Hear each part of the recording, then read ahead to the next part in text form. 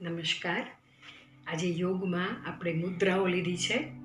તો આજની મુદ્રા આકાશ મુદ્રા, એટલે આ જ્ઞાન મુદ્રા પછી જે વચ્ચેની આ આંગળી છે એ આપણું આકાશ તત્વ દર્શાવે છે. આ આંગળીને તમે સીધો અંગૂઠો એટલે અગ્નિ તત્વ સાથે સ્પર્શ કરો તો એ આકાશ મુદ્રા થાય છે.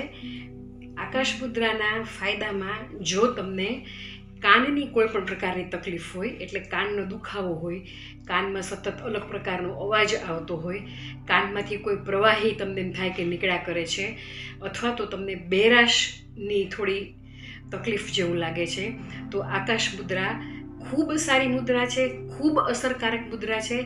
અને જો તમે અગ્નિ તત્વ સાથે આકાશ એટલે કે આંગળીને જોઈન કરો એની બદલે તમે જો અંગૂઠાના મૂળમાં આ મૂકી અને અંગૂઠાથી એ આકાશ તત્વ એટલે વચ્ચેની આંગળીને તમે થોડું પ્રેસ કરી અને એ જો તમે સતત કરશો 5 મિનિટથી લઈ અને 45 મિનિટ સુધી, તો તમને અદ્ભુત કાનની તકલીફ જે હશે એમાં ફાયદો જોવા મળશે. એટલે આકાશ તત્વ છે એ આપણું થોડું ઇમ્બેલેન્સ થયું હોય, તો આકાશ તત્વ ઇમ્બેલેન્સ થયું હોય તો ખાસ કરીને આપણી સ્કિન અને આપણા કાન એને વધારે અસર કરતું હોય છે. તો આકાશ મુદ્રા કરવાથી ખૂબ સારો ફાયદો થતો હોય છે.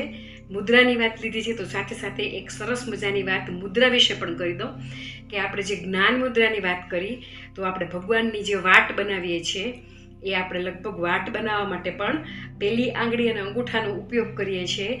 એટલે ઓટોમેટિક એ આપણે જ્ઞાન મુદ્રામાં આપણા હાથની સિચ્યુએશન લઈએ છીએ. તો આજથી બહારથી વાટ ખરીદવાને બદલે ઘરે રૂ લાવો, વાટ બનાવો, ઈશ્વરનો પાડ માનતા ઈશ્વર સ્મરણ કરતા આ રીતે કરશો તો ઓટોમેટિક તમારી જ્ઞાન મુદ્રા થશે. એના ફાયદા પણ મળશે. નમસ્કાર. બીજા એપિસોડમાં મળશું.